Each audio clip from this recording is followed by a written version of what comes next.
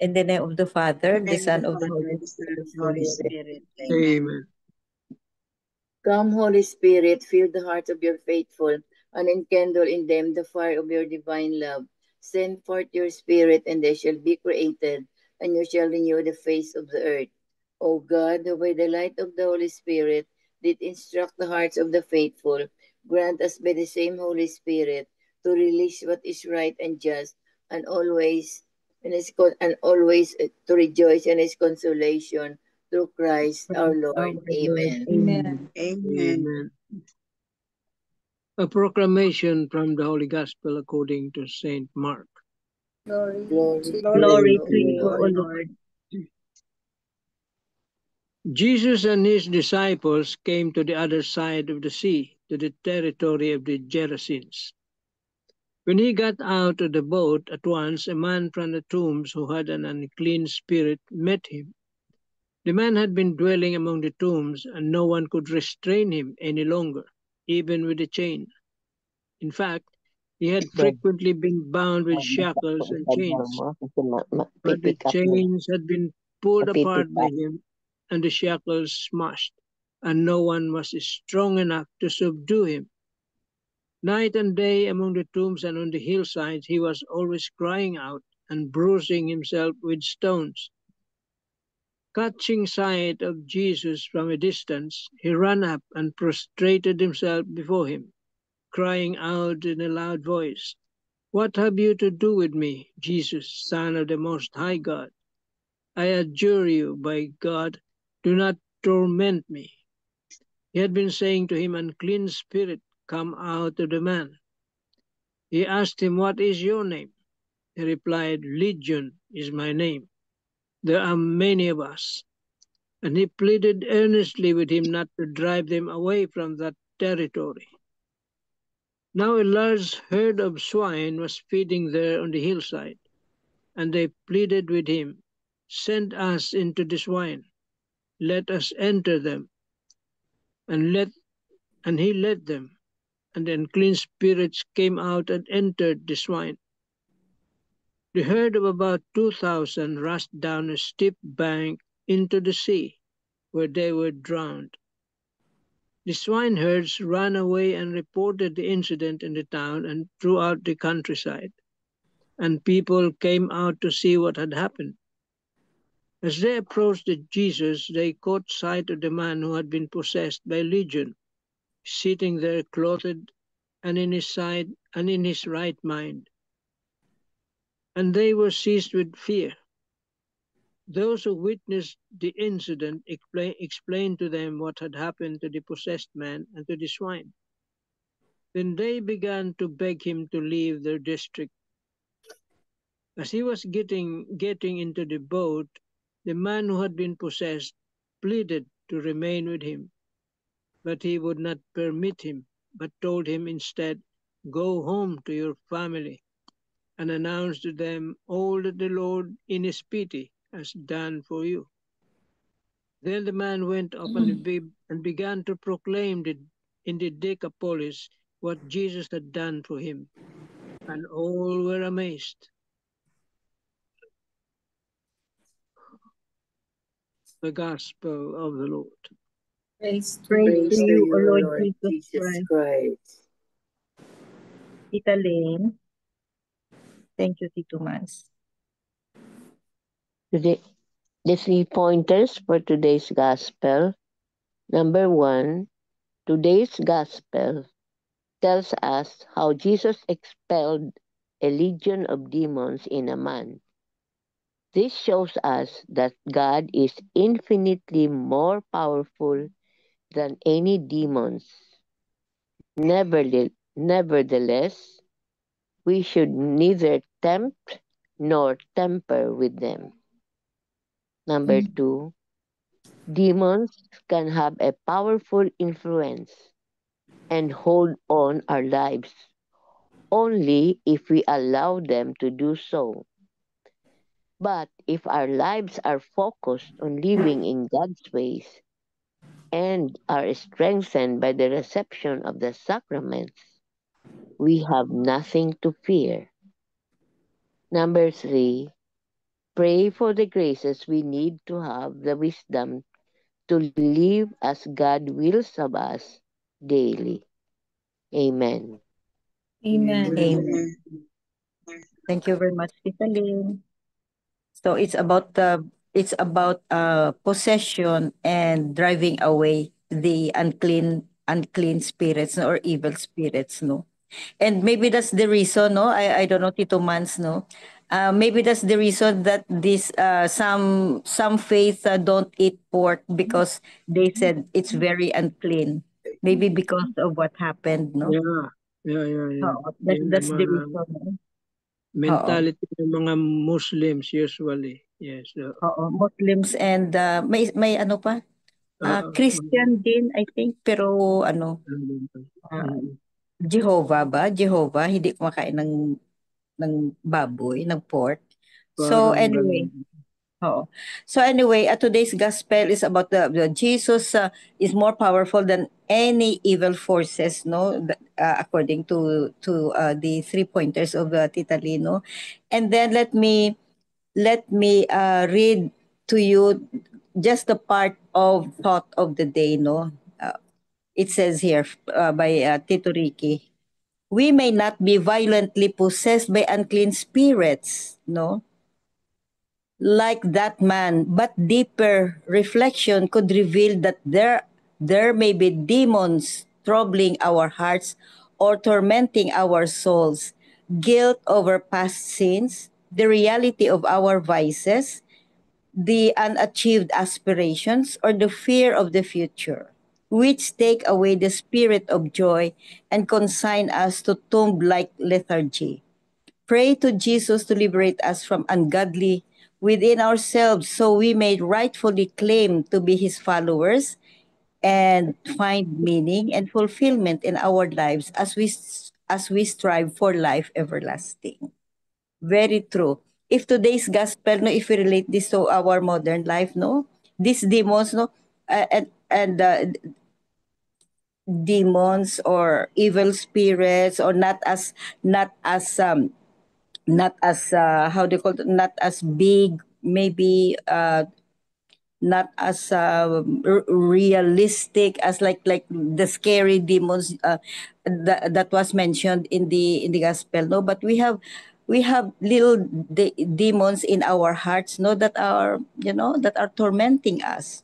That's the guilt of the past, fear of the future, yun, guilt of the past, guilt of the future, mga unachieved aspirations, yun ang mga little demons na we have to get rid of those, and to cleanse our hearts with these kinds of little demons in our hearts. So not only the unachieved aspirations, the reality of vices, mga guilt from sins, no, yung mga little things natin, but most especially the guilt, the guilt. We have to get rid of all these little demons in our hearts. Get rid of them because that's anti God. It's not like godly. So we have to pray to Jesus, liberate us from the ungodly within ourselves, so that we may rightfully claim to be His followers. Yun. We have to cleanse ourselves. Amen. Amen. Amen.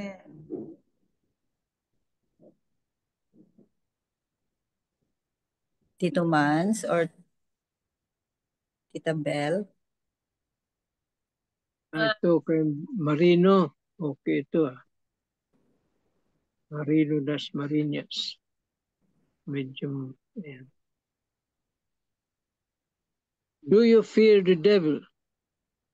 If you have faith in Jesus, you need not fear the devil. But human as we are, many of us still do. What is the reason for this fear?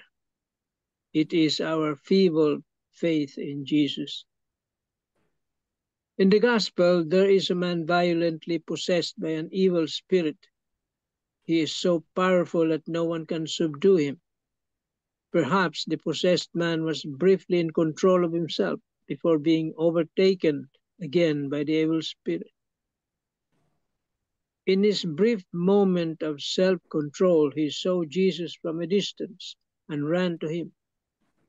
To shorten this story, the man was eventually freed by Jesus from the devil's possession. Today, many evils possess us. The evils of greed, lust, pride, materialism, arrogance, and many more that take control of our lives. Do you want to be healed from these evils? Humbly pray to Jesus and ask him to free you. Oftentimes, we underestimate the power of Jesus to make a big impact in our lives. This is usually caused by our lack of faith and fidelity to his teachings. This is the main reason why many remain possessed by the evils of this world. Very true. Lack of faith. Because these people possessed by evil spirits, demons, are people who no longer believe in Jesus.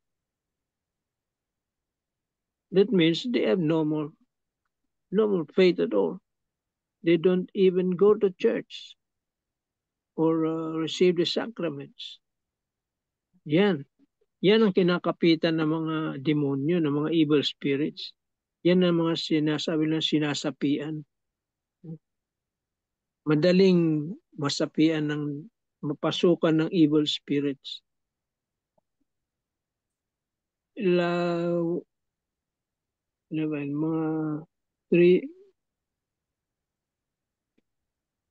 10 years ago, a parish priest assigned to our parish, who is also at the same time an exorcist, he taught us how to confront, not to wage war against the devil, because you cannot. It's very hard. The devil is, as we know, is fallen angels. Yeah, fallen angels. Who rebelled against God. And they are one rank higher. One rank. No? Kung steps yan, if that step is one rank higher than us. So, we cannot battle with them. We don't have that capacity, the power. Excuse me. So, we need God's grace and power and strength to combat these temptations. Devil itself. See, as presented here by Marino, the evils of lust, greed, pride, yun, materialism, arrogance. Yan ang mga temptations ngayon that overtakes man because of a lack of faith. And yun nga, hindi na nagsisimba, hindi na nangungumpisal, hindi na ginagamit yung mga sakramento ng simbahan. Yun. Pero may panlaban tayo dyan. May mga sacramentals. Most popular is the rosary. See? It's against the evil spirit. Takot na takot kay Mama Mary yung devil. Hindi niya kaya. Holy water. Holy salt. Yeah. Yan ang mga panlaban sa demonyo. Candles. Yes. Blessed candle. Yeah. Blessed candle. In fact, yan ang ginamit ata kanina, sayang hindi ako Sa Saint Blaise, yun ang ginagamit. Nagamit sa Yung throat. dalawang candles na May mga nalagay sa my throat. Sa throat. Problem sa throat. Yan si Saint Blaise. Yan, February 2. February 3. February 3. Yan. 3 na tayo. Yan ang ginagamit. So, may power yung mga sacramentals na yan. And of course, more importantly is you must always be in state of grace. If you are in state of grace, the devil has no way of attacking you. Hindi ka masasapian nun. Hindi niya kaya yun. Kaya sabi nga dito sa 3 pointers, we should not tempt or temper with them kasi malakas yung demon. Hindi ka pwede magbiro sa kanya. Labanan, prayers, yes. Panlaban dyan. Temptations. But temptation, sabi nga, is not a sin. Even Jesus himself was tempted in the desert. But to combat temptation, you need the grace of God, faith,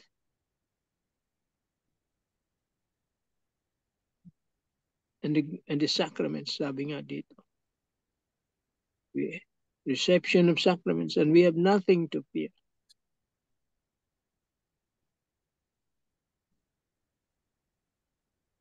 Ang maganda dito, sa gospel, the 2 verses, because the man was possessed with the legion, ang dami nun. Kaya napakalakas ng tao. 2,000. Napakalakas ng tao. 2,000. Ang lakas ng tao na yun. Hindi nila kayang i-restrain maski nakakadena. Imagine 2,000 demons.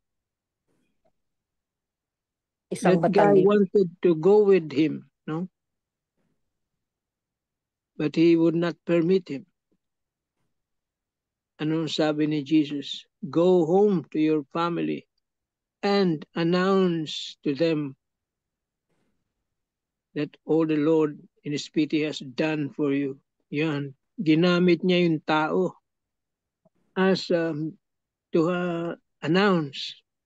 Binigyan niya ng mission yung tao. Oh, sige, ikaw mag-announce sa kanila. You don't have to follow me na. You announce to them what God has done for you. Yan. Parang siya na ang proclaimer doon. Parang evangelizer na siya sa mga tao doon. Yun, witness na siya. He became a witness. Yan. Yan din ang sinasabi sa atin. No? Kaya in following Jesus, we have also to be a witness. Kung may ginawa sa atin mga grace o mga blessings na natanggap tayo, yan, i-share natin sa iba ngayon. Yan. We become a witness to those blessings that we received.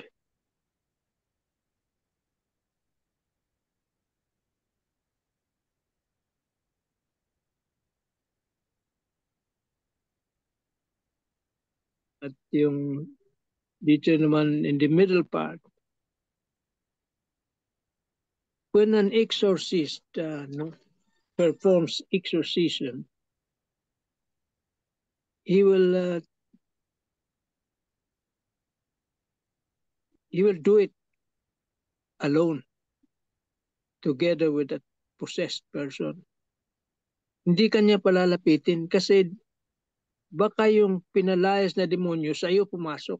Yun ang danger doon. Yeah. Kasi hindi naman napapatay yung demon eh. Pinapaalis. Eh? Hindi napapatay yun, pinapaalis. Ngayon, pag walang mapuntahan, kung nandoon ka habang ini-exercise yung tao, pwedeng sumapi sa'yo, lumipat sa'yo. Oh, Scary. Kaya hindi siya gusto namin manood, no? Sabi niya, no. I'll do it myself.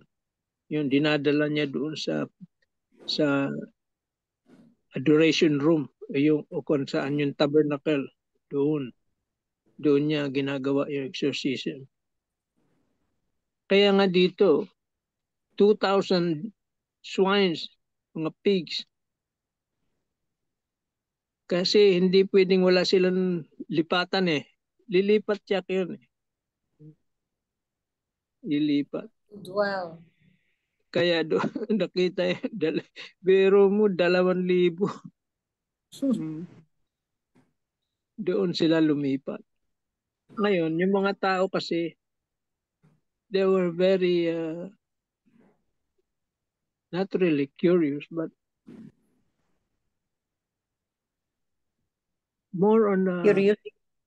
on the side about ang isip nila, mentality nila, more on the side of economics. Yun. See? Hanap buhay yun eh. No? Biro mo 2,000 pigs na matay. Paano yung kabuhayan nyo? Yan. Doon sila nakapokus. Hindi doon sa pinagaling na tao. See? They were focused on that, on their livelihood, losing that livelihood. Yan. Yun ang nakakalungkot dito sa parte na yan. Kaya pinalayas nila si Jesus. Kasi mawala na sila ng buhay. Ang hirap kaya maghanap. Yun ang ini-emphasize ni Jesus ngayon. No? Emphasizing about, dito nga sabi ni Marino Dasmariñas, materialism. No? Not only greed, materialism, pride, arrogance. Yan yung mga gano'n na temptations ng demon. And of course, expressly here, humility. Kaya takot na takot yung mga devils kay Mama Mary because of her humility. No? Hindi nila matalo. Wala silang kalaban-laban ika nga because of her humility.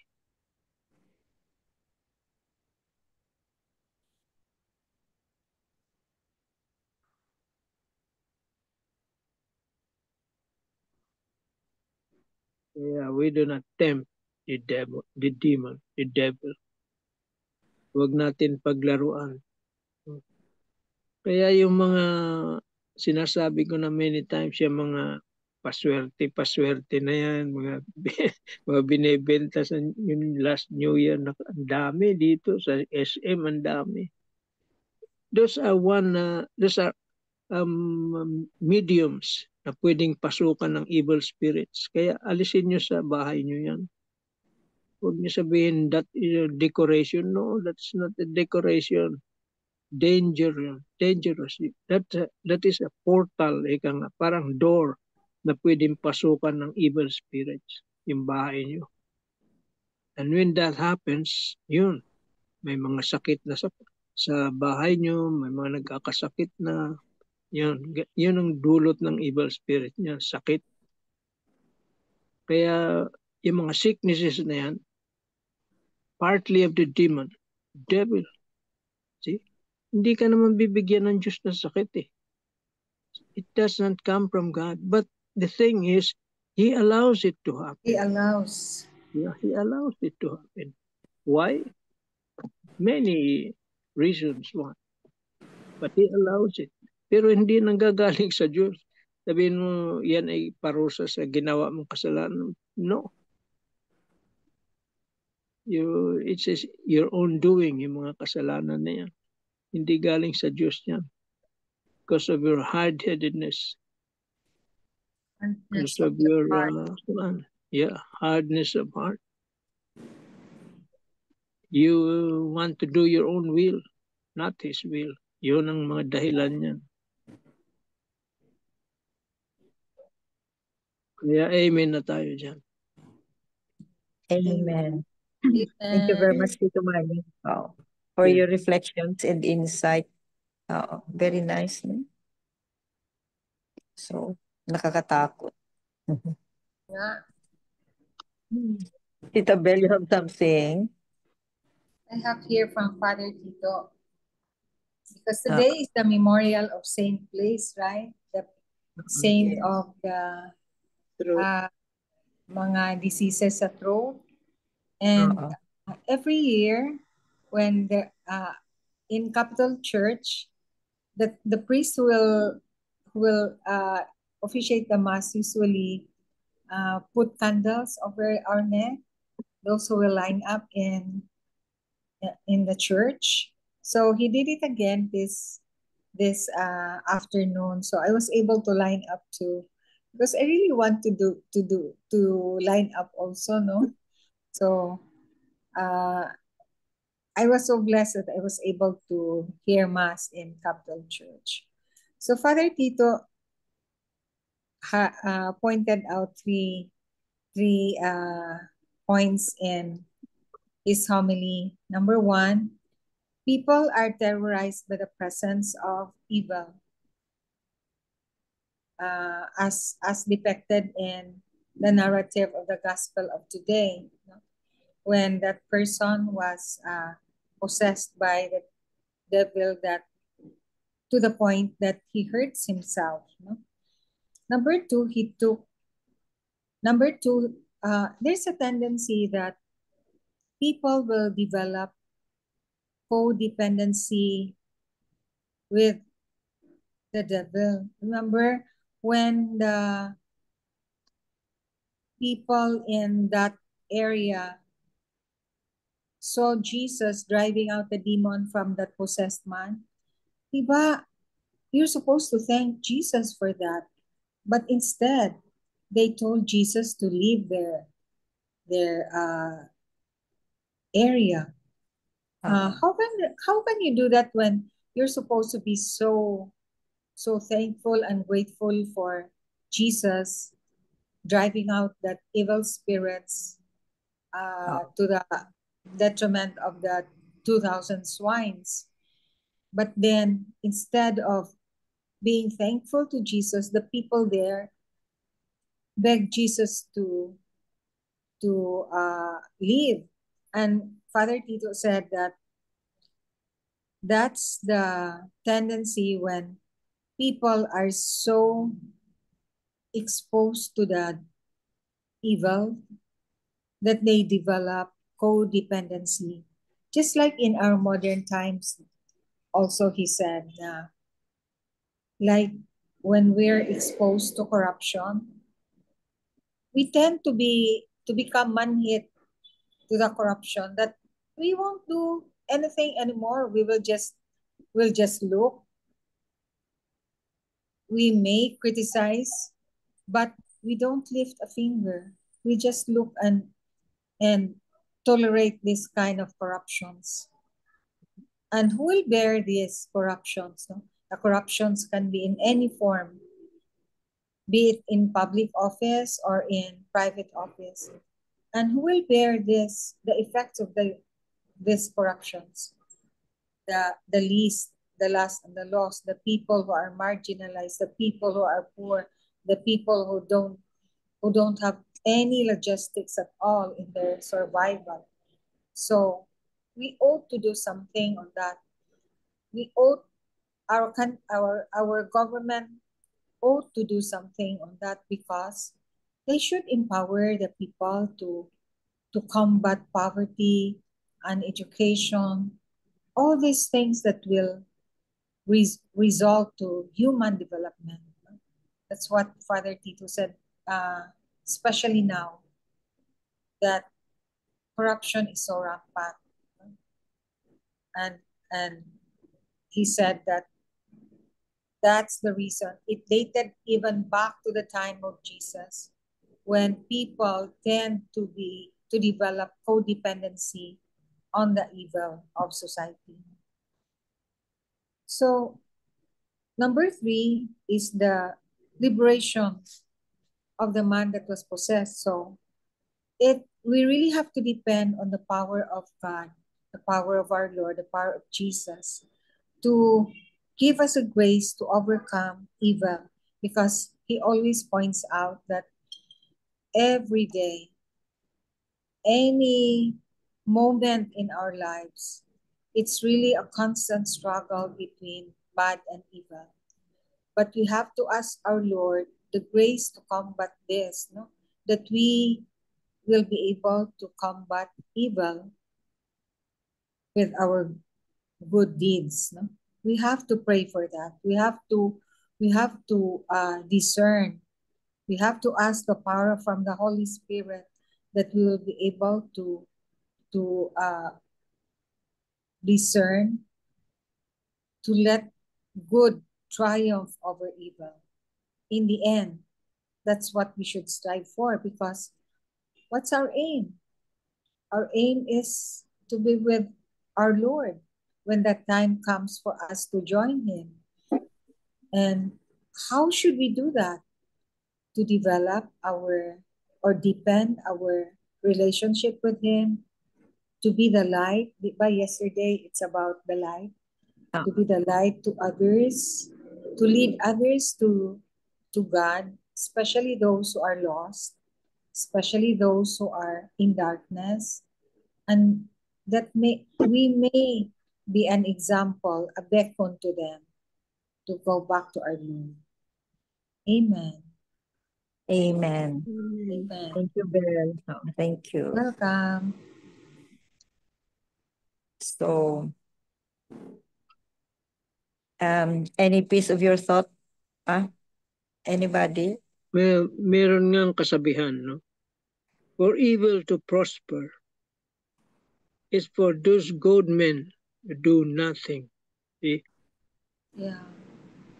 Walang ginagawa. Kung meron kang capacity to do something.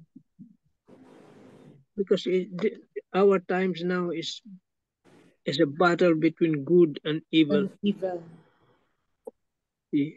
But in the end, we know that evil will never win. Yeah. Good will always triumph over evil. Yeah. Oh, yes. Yun. Jesus is more powerful than them. But at this point in time in our history, parang as if evil is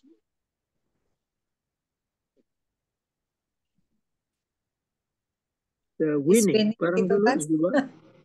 Parang ganun. It's so much evil in the world.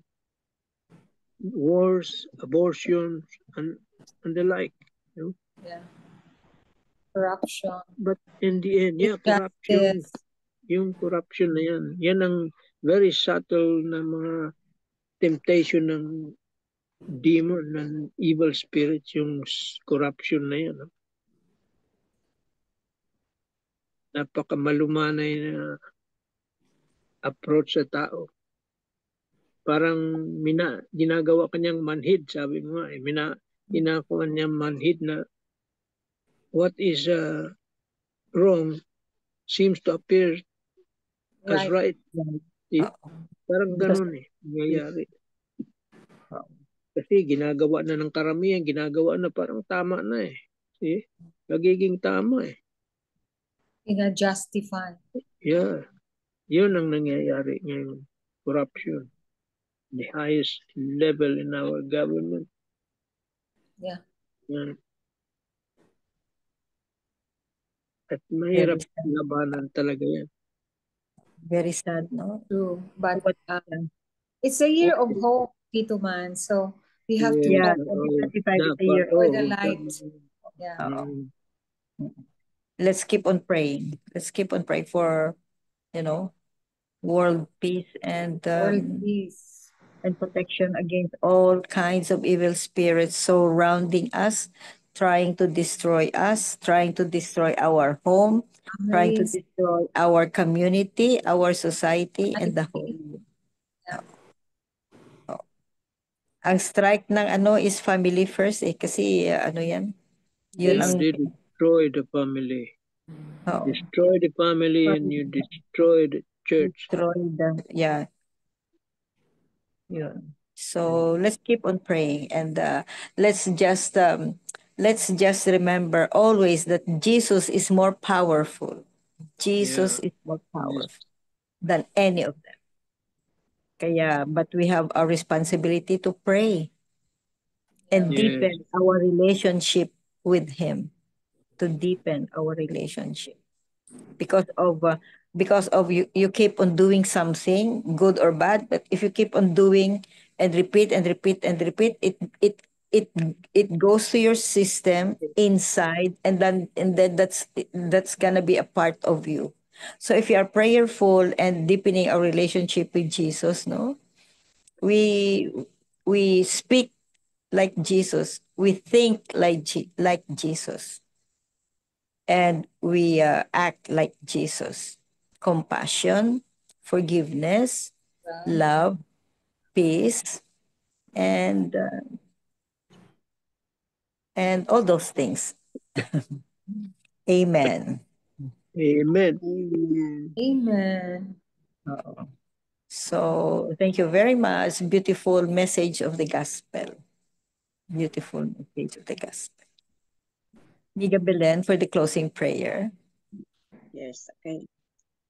Righteous Father, we thank you that you shower us with your favor and always do what is best for us. We are so blessed because of your grace. We thank you for the truths we have learned today. May your grace be with us always. Amen.